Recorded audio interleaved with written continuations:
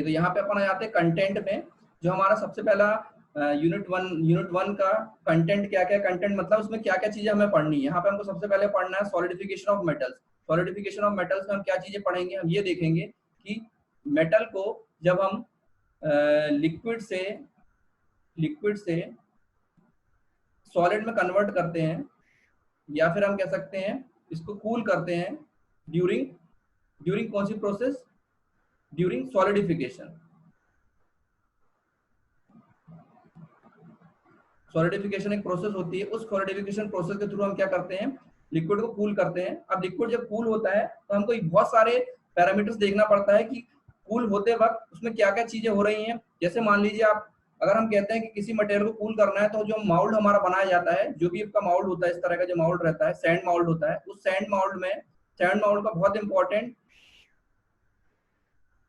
Role होता है, इसका बहुत इंपॉर्टेंट रोल होता है इसका माउल्ड का।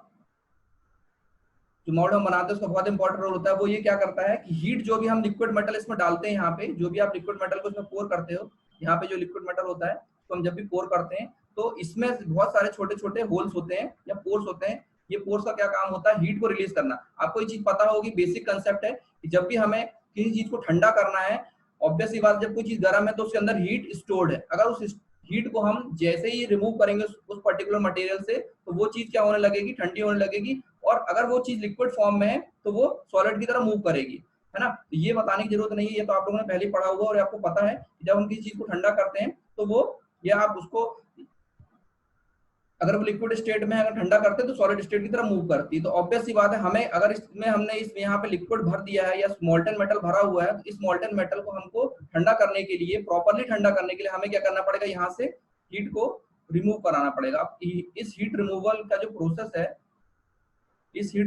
प्रोसेस है, ये हमको समझ आना है या समझना है इस यूनिट में, ठीक है। उसके बाद क्रिस्टलाइजेशन है आपका, क्रिस्टल और एमोर्फस। क्रिस्टलाइजेशन का मतलब होता है कि जब हम किसी मेटल को,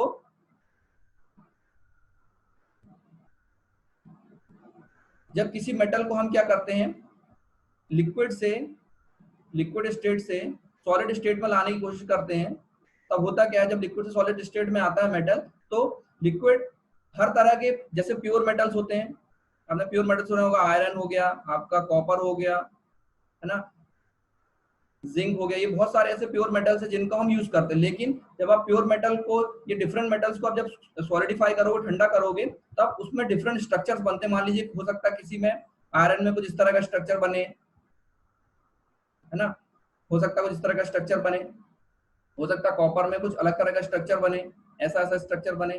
तो ये डिपेंड करता है कि उस मटेरियल में क्या प्रॉपर्टीज है, उसके हिसाब से उसका स्ट्रक्चर हो सकता है कॉपर में और कुछ दूसरे तरह का स्ट्रक्चर, इस तरह का कुछ स्ट्रक्चर बने। तो ये जो स्ट्रक्चर है इसको कहते हैं क्रिस्टलाइजेशन या क्रिस्टल बनना। इसका मतलब होता है कि जब कोई मेटल ठंडा होता है तो वो एक पर्टिकुलर टाइप के स्ट्रक्चर में या एक पर्टिकुलर टाइप के क्रिस्टल्स बनाता है। ये जो है, ये एक्चुअली क्रिस्टल्स हैं, ये अलग तरह के क्रिस्टल, हर एक उसमें अलग तरह के क्रिस्टल जनरेट होकर के आते हैं, ठीक है। अब दूसरा है आपका डिफरेंट टाइप्स ऑफ बॉन्ड। इसके बाद तीसरे नंबर पे आपका different type of bond. Different type of bond का मतलब होता है कि जब हम किसी चीज को ठंडा करते हैं, किसी मेटल को ठंडा करते हैं, तो उसमें कई तरह के बॉन्ड डेवलप हो जाते हैं। वो डिफरेंट टाइप्स ऑफ बॉन्ड्स मतलब दो मॉलिक्यूल जो आपस में ठंडे होकर के जुड़ेंगे, इस तरह से दो मॉलिक्यूल या तीन मॉलिक्यूल, जितने भी मॉलिक्यूल आपस में जुड़ते जाएंगे, तो उनके बीच में किस तरह की बॉन्डिंग होगी। बॉन्डिंग मतलब इन दोनों के बीच में किस तरह का कनेक्शन होगा, उस बॉन्डिंग को हम इसमें इस चैप्टर में समझेंगे कि किस तरह की बॉन्डिंग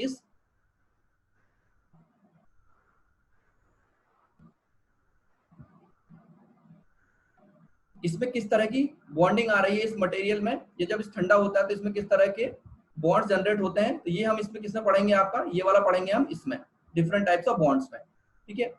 इसके बाद हम आगे बढ़ते हैं क्रिस्टलोग्राफी। क्रिस्टलोग्राफी का मतलब होता है, अभी हमने समझ लिया कि किसी मेटल को ठंडा करना है तो हमें उसको प्रॉपर्ली उसकी हीट रिलीज करनी पड़ेगी, तब वो एक प्रकार से एक पर्टिकुलर अच्छी कास्टिंग बनकर के डेवलप होकर के आएगी, ठीक है। अब उसी कास्टिंग में हमको ये देखना होता है कि इंटरनली वो कैसा स्ट्रक्चर है, क्योंकि हमको जब तक हम उसके इंटरनल स्ट्रक्चर को नहीं समझेंगे कि किस तरह के उसके अंदर बॉन्डिंग्स है, किस तरह की, जैसे मान लीजिए कोई इस तरह का मटेरियल है जिसमें कुछ इस तरह की, मान लीजिए ये क्रिस्टल्स बनते हैं, है ना, फॉर एग्जांपल इस तरह के क्रिस्टल बन रहे हैं अंदर, इस तरह के उसमें क्रिस्टल बनते हैं सॉलिडिफिकेशन के दौरान, इस तरह के क्रिस्टल्स ये बन करके आ रहे हैं, ये क्रिस्टल बन के आ रहे हैं। तो ये जो क्रिस्टल्स बन के आ रहे हैं हमको इसकी स्टडी करना पड़ता है। तो हमको इसको स्टडी करने के लिए हमें क्या करना पड़ता है, इसको माइक्रोस्कोप से व्यू करना पड़ता है। माइक्रोस्कोप से हम क्या करते हैं, इसको व्यू करते हैं, क्योंकि ये नेकेड आई से हम बिल्कुल आप लोग अपनी आंखों से इनको नहीं देख सकते। नेकेड आई से हम इसको बिल्कुल भी नहीं देख सकते। हमें क्या करना पड़ता है, एक माइक्रोस्कोप का यूज करके इसको देखना पड़ता है, तब हमें समझ में आता है कि इसके अंदर का स्ट्रक्चर कैसा है और ये किस तरह से काम करता है।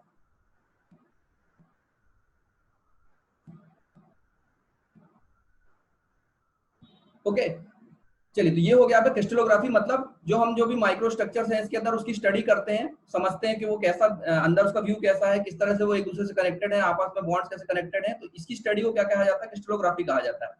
ठीक है, नेक्स्ट आपका जो सिलेबस में टॉपिक है वो है स्टेबिलिटी एंड मेटास्टेबिलिटी। जो मटेरियल में जो भी जब हम इसको किसी मटेरियल को हम बनाएंगे, जब या सॉलिडिफाई करेंगे, तो उसमें कितनी उसकी स्टेबिलिटी आएगी, वो कितने देर तक स्टेबल रहने वाला है, मेटास्टेबल स्टेट में रहने वाला, ये आप इसमें इसके अंदर पढ़ोगे। ठीक है, उसके बाद यूनिट नंबर 1 में नेक्स्ट टॉपिक है आपका different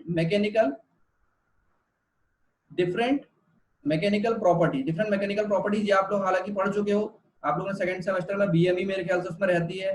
strength, hardness, elasticity, plasticity, malleability, ductility, creep, fatigue. तो ये सारी प्रॉपर्टीज जो होती है मैकेनिकल प्रॉपर्टीज कहलाती हैं। कौन सी मैकेनिकल प्रॉपर्टीज कहलाती हैं? इन मैकेनिकल प्रॉपर्टीज का क्या इंपॉर्टेंस है, क्यों हम ये सारी मैकेनिकल प्रॉपर्टीज हम क्यों पढ़ते हैं या क्यों जानने की कोशिश करते हैं? क्योंकि इन मैकेनिकल प्रॉपर्टीज से, पर्टिकुलर टाइप की मैकेनिकल प्रॉपर्टीज से हम उसको एक पर्टिकुलर टाइप के एप्लीकेशन में यूज कर सकते हैं। जैसे मान लीजिए इलास्टिसिटी की बात करते हैं, जैसे हम इलास्टिसिटी की बात करते हैं तो रबर में क्या होता है, इलास्टिसिटी होती है, रबर में इलास्टिसिटी होती है। तो आपको समझ में आ गया कि रबर जो मटेरियल होता है उसमें इलास्टिसिटी होती है। तो जहां पे भी जिस भी एप्लीकेशन में, हमारे इंजीनियरिंग एप्लीकेशन में या डे टू डे लाइफ में हमारे को जहां पे भी इलास्टिसिटी की जरूरत होगी तो हम वहां पे रबर का यूज करेंगे। अच्छा, डिपेंड करता है कि हमको कितनी इलास्टिसिटी चाहिए।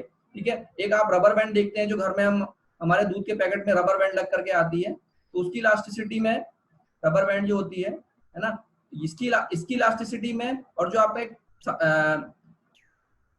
कार में टायर लगा होता है, कार का जो टायर होता है, दोनों में इलास्टिसिटी होती है। लेकिन दोनों की इलास्टिसिटी में अब वेरियस मतलब बहुत वास्ट डिफरेंस होता है, इसमें वास्ट डिफरेंस होता है। ठीक है, और दोनों की वर्किंग प्रोसेस में भी बहुत वास्ट डिफरेंस होता है। तो यही सारी चीजें हमको ये बताता है, प्रॉपर्टीज हमको ये समझाता है कि हमें किस तरह के मटेरियल को किस तरह की जगह पे यूज करने के लिए हमें कौन सा मटेरियल यूज करना है। मान लीजिए जैसे आपको ब्रिज बनाना, तो ब्रिज में हमको इस तरह का, मान लीजिए कोई रेलवे ब्रिज है, आपने देखा होगा जनरली इस तरह का रेलवे ब्रिज होता है ना। अब आप जब कभी ट्रेन से जाते होंगे तो आपने देखा होगा कि ब्रिज जो होता है वो इस तरह का रहता है। तो हमको जो ब्रिज जब बनता है तो इसमें इसको कहते हैं ट्रस। क्या कहते हैं? जो ट्रस होता है, ट्रस का क्या एग्जाम्पल है? हाँ शुभम, क्या बोलना चाह रहे हो?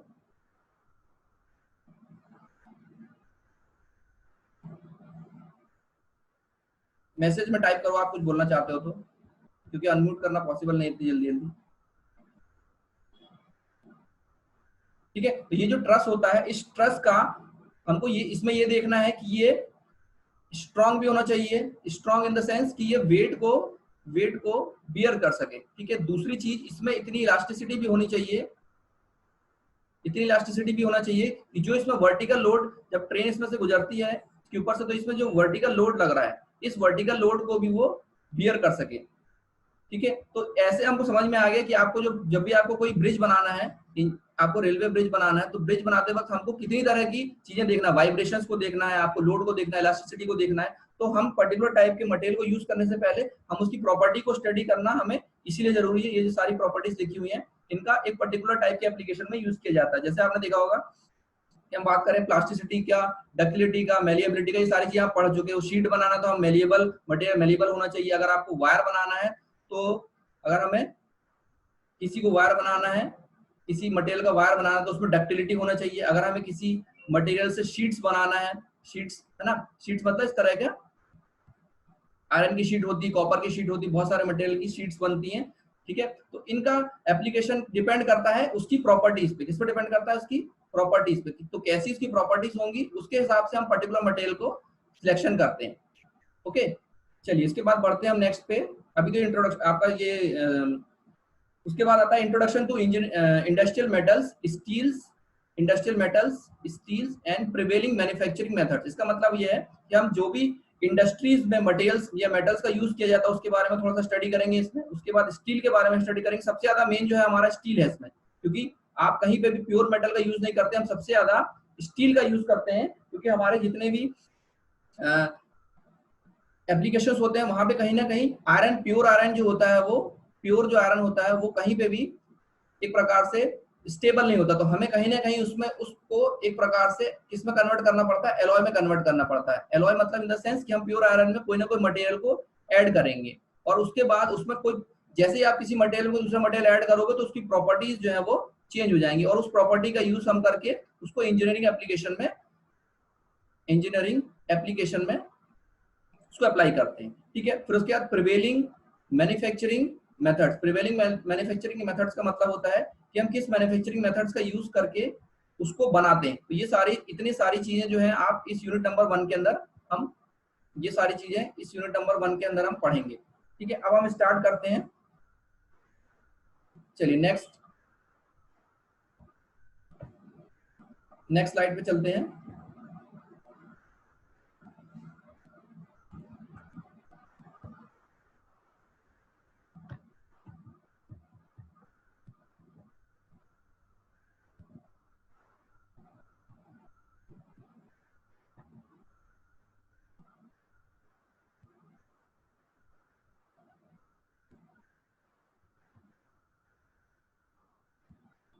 चलिए अब अपन आ जाते हैं introduction to solidification of metals. Solidification of metals की बात करें हम तो क्या होता है सॉलिडिफिकेशन ऑफ मेटल्स। अभी आपने समझ लिया कि इसकी सिलेबस में क्या क्या चीजें हमें पढ़नी है। इसके साथ साथ आपको ये भी देखना है कि मेटल को सॉलिडिफाई करते वक्त या हमें किसी मेटल को लिक्विड टू सॉलिड में कन्वर्ट करना है तो उसमें हमें क्या चीजें जरूरी है। अब देखिए यहाँ पे लिखा हुआ है the mechanism of solidification of metals and alloy and its control for obtaining sound casting is important for the foundry man। इसका मतलब ये होता है कि जैसे ही वर्कशॉप, जैसे आपने वर्कशॉप में देखा होगा, कलसी सर ने आप लोगों को कराया होगा कि मेटल को जब हम मेल्ट करते हैं, मेल्ट करने के बाद हम क्या करते हैं उसको इस तरह के, ये जो दिख रहा है आपको ये क्या है, ये माउल्ड दिख रहा है आपको, जो माउल्ड है, ठीक है, इस माउल्ड में हम क्या करते हैं मोल्टन मेटल को डालते हैं। अच्छा, अब जब भी हम इस मोल्टन मेटल को डालेंगे तो ये ठंडा होगा, ऑब्वियस सी बात है। अगर हीट रिलीज करने का प्रोसेस प्रॉपर नहीं होगा, अगर इसमें से हीट जो हम रिलीज करना चाह रहे हैं, क्योंकि ठंडा करना तो ऑब्वियस सी बात है, हमको यहाँ से हीट को क्या करना, रिमूव करना, हीट को रिमूव करना है। अगर आपका हीट रिमूवल जो है प्रॉपर नहीं होगा, जैसे अगर हीट रिमूवल प्रॉपर नहीं होगा तो आपकी जो भी कास्टिंग यहाँ बन रही है, ये जो कास्टिंग बनने वाली है, ठीक है, ये जो कास्टिंग बनने वाली है ये कैसी बनेगी, इसमें डिफेक्ट्स आ जाएंगे। क्या जाएंगे, डिफेक्ट्स आ जाएंगे। और ये डिफेक्ट्स जो है हमारे लिए किसी भी तरह से अच्छे नहीं है और हमको ये चाहिए नहीं, हमको उसको अवॉइड करना है। तो हमें क्या करना पड़ता है, हमको ये देखना है कि जब भी आप मेटल को सॉलिडिफाई करते हो तो हमें जो आप माउल्ड बना रहे हो इसका बहुत इंपॉर्टेंट रोल है। या जो सैंड माउल्ड बनता है, यहाँ पे जो सैंड माउल्ड बनता है, सैंड का माउल्ड होता है, एक्चुअली में सैंड भी माउल्ड होता है और दूसरे तरह के माउल्ड होते हैं, तो जनरली सैंड माउल्ड होता है। तो इसका बहुत इंपॉर्टेंट रोल होता है हीट रिलीज करने में। तो हमको ये इस पूरे सिलेबस में या पूरे चैप्टर में आपको ये पढ़ना है कि हम इसको कैसे हीट को रिमूवल करेंगे। आप देखिए एक डायग्राम में आपको समझ में आ रहा होगा, यहाँ पे आपको जो दिख रहा है, इस डायग्राम में हम मोल्टन मेटल को डाल रहे हैं, इसमें एक माउल्ड में डालते हैं। अब आप देखिए, आपने कास्टिंग समझते हो, कास्टिंग का मतलब जब भी मोल्टन मेटल सॉलिड होता है तो उसको कहा जाता है कास्टिंग। अच्छा, यहाँ पे लिखा हुआ साउंड कास्टिंग। साउंड कास्टिंग का मतलब होता है आपका साउंड मतलब स्ट्रॉन्ग, साउंड का मतलब होता है स्ट्रॉन्ग, स्ट्रॉन्ग यानी कि स्ट्रॉन्ग यानी मतलब कि ऐसा जिसमें किसी भी तरह का कोई डिफेक्ट नहीं। साउंड को जो मतलब होता है, साउंड एक ओवरऑल वर्ड है जिसको हम कहते हैं स्ट्रॉन्ग में आप बहुत सारी चीजों को मिला दीजिए तब कहता था साउंड। साउंड मतलब किसी भी तरह के उसमें कोई भी प्रॉब्लम नहीं है, ना उसमें पोर्स है, ना होल्स है, ना उसमें किसी तरह के कोई डिफेक्ट्स आए हैं, तो इसको कहा जाता है साउंड कास्टिंग। तो ये आप जो गियर देख रहे हो यहाँ पे, ये गियर जब बन करके आया है तो अगर सारी प्रोसेस सही होंगी तो साउंड कास्टिंग बन करके आएगी। जो आप देख रहे हो इस तरह का गियर बिल्कुल प्रॉपरली इसके एज दिख रहे हैं आपको, ये सारे एज जो है बराबर हैं, कहीं से भी कोई आपको कहीं किसी की सरफेस में कहीं आपको कोई क्रैक नहीं दिख रहा है, ठीक है। और इस तरह की कास्टिंग को कहा जाता है साउंड कास्टिंग। तो ये कैसे डेवलप होगी, जब तक हमारा प्रॉपर कूलिंग नहीं होगा, मेथड ऑफ कूलिंग प्रॉपर नहीं होगा, ठीक है, सैंड सही यूज नहीं हम करेंगे, तो वो जब तक आपका इस तरह से कास्टिंग सही नहीं बनेगी। दूसरा आपका देखिए यहाँ पे हम दूसरे जब प्रोसेस में जाते हैं डिफेक्टिव कास्टिंग। अगर मान लीजिए ये इस तरह की कोई भी चीज या किसी भी तरह में कोई प्रॉब्लम होगी तो इस तरह की डिफेक्टिव कास्टिंग बनेगी। ये जो आप देख रहे हो, जब ये कास्टिंग बन करके आई तो आप यहाँ देखिए, ये जो दिख रहे हैं आपको इस तरह से क्रैक्स बन गए हैं, होल्स बन गए हैं, है ना। तो ये जो आपको दिख रहा है इस तरह की कास्टिंग में इस तरह की प्रॉब्लम डेवलप होगी। अंदर भी देखिए आप, यहाँ पे सारे आपको जो दिख रहे हैं ये डिफेक्ट्स हैं। क्या है ये? डिफेक्ट्स हैं। अब इस डिफेक्ट्स की वजह से क्या होता है, हमारा मटेरियल जो है यूज करने लायक नॉट यूजेबल हो जाता है, नॉट यूजेबल, यानी कि हमको इसको क्या करना पड़ता है, रिजेक्ट करना पड़ता है। रिजेक्ट मतलब इन द सेंस आप इसको डंप कर दोगे किसी काम का नहीं, हमको इसको फेंकना पड़ता है, हमको फिर से दूसरी कास्टिंग बनानी पड़ती है। तो ये समस्या ना डेवलप हो या इस तरह की कास्टिंग ना डेवलप हो, इसके लिए हमें ये जो सारी स्टडी हम कर रहे हैं इसीलिए कर रहे हैं ताकि आपकी इस तरह की साउंड कास्टिंग बन करके आए या सामने हमको मिले। ठीक है, अब उसके बाद है proper understanding of solidification mechanism. Second point है proper understanding of solidification mechanism. यही सॉलिडिफिकेशन मैकेनिज्म जो मैंने आपको बताया, हमको ठंडा कर सॉलिड मटेरियल को सॉलिड करने का जो मैकेनिज्म है, ये क्या करता है, आपको डिफेक्ट्स को बचाने की कोशिश करता है। Essential for preventing defect due to shrinkage of metal. जब भी मेटल, अच्छा दूसरी चीज, जब कोई मेटल सॉलिड होता है तो आपको ये पता है कि जब भी कोई चीज हॉट है, अगर हम उसको कोल्ड करते हैं या उसकी हीट को रिमूव करते हैं, हीट को रिमूव करते हैं तो क्या होता है, वो मटेरियल श्रिंक होता है। श्रिंक मतलब सिकुड़ना, सिकुड़ जाना, या उसका डायमेंशन कम होता है। तो जो श्रिंकेज होता है उसकी वजह से भी कई बार डिफेक्ट डेवलप हो जाते हैं, क्योंकि हमने कास्टिंग जो बनाई है या जो मोल्ड बनाया है, मोल्ड का शेप बड़ा होता है और जैसे ही वो मेटल ठंडा होता है तो उसका जो शेप है, क्योंकि वो रिड्यूस होगा, श्रिंक होगा, तो अपनी जगह से वो कम जगह लेने लगता है। तो उसकी वजह से भी कई बार कास्टिंग डिफेक्टिव जनरेट हो जाती है। ठीक है, as soon as the molten metal is poured into the sand mold, the process of solidification started। आपने ये भी देखा कि जैसे ही हम molten metal को, यहाँ पे आप देखिए, जैसे molten metal को हम क्या कर रहे हैं, इस मोल्ड के अंदर डाल रहे हैं, आपकी सॉलिडिफिकेशन उस पर्टिकुलर पॉइंट पे, उस जैसे ही हमने इसके अंदर डाला उसी पॉइंट पे आपका सॉलिडिफिकेशन स्टार्ट हो जाता है। हालांकि हमको दिखता नहीं है, हमको तो लिक्विड मेटल ही दिखता बाहर से, लेकिन जैसे ही आपने मोल्टन मेटल को डाला उसी पॉइंट पे आपका मेटल जो है सॉलिड होना स्टार्ट हो जाता है। लेकिन लिक्विड हमको सॉलिड मेटल दिखता नहीं, क्योंकि वो नीचे चला जा चुका होता है। ठीक है, during the solidification a cast form develop cohesion structure and acquires characteristics. इसका मतलब है कि जब भी हम सॉलिडिफिकेशन करते हैं, जब मेटल को सॉलिडिफिकेशन किया जाता है तो कास्ट क्या बनाता है, अच्छा चलिए 10 मिनट बचा है। जब भी हमको कास्ट डेवलप करना होता है तो कोहेजन होता है। कोहेजन का मतलब होता है, कोहेजन का मतलब होता है दो आपके एटम्स के बीच में एक फोर्स होता है। फोर्स जो होता है वो, इसको कहा जाता है कोहेजन। कोहेजन यानी आपस में अट्रैक्ट होना, अट्रैक्ट होना, यहाँ दोनों आपस में, दो मेटल, दो मॉलिक्यूल्स आपस में किस तरह से अट्रैक्ट होते हैं। मान लीजिए इस तरह से जितने भी आपके मॉलिक्यूल है वो आपस में किस तरह से अट्रैक्ट होंगे, इनको कहा जाता है कोहेजन, यानी आपस में अट्रैक्ट होकर के चिपक करके एक सॉलिड मेटल बनाने की कोशिश करना। And structure acquires characteristics. Structure मतलब जो भी मेटल सॉलिड बन करके आ रहा है उसमें कुछ स्पेसिफिक टाइप की प्रॉपर्टीज आएंगी। जैसे मैंने अभी आपको बताया कि प्योर मेटल जो आयरन होता है, जब हम आयरन, अच्छा इसको बात छोड़िए आप, जैसे आपका गोल्ड होता है, आपने सुना होगा कि गोल्ड, जब हम गोल्ड के ऑर्नामेंट्स बनाते हैं या फिर जो ज्वेलरी बनाई जाती है तो प्योर गोल्ड का यूज नहीं किया जाता, क्योंकि प्योर गोल्ड जो होता है वो कैसा होता है, बहुत सॉफ्ट होता है।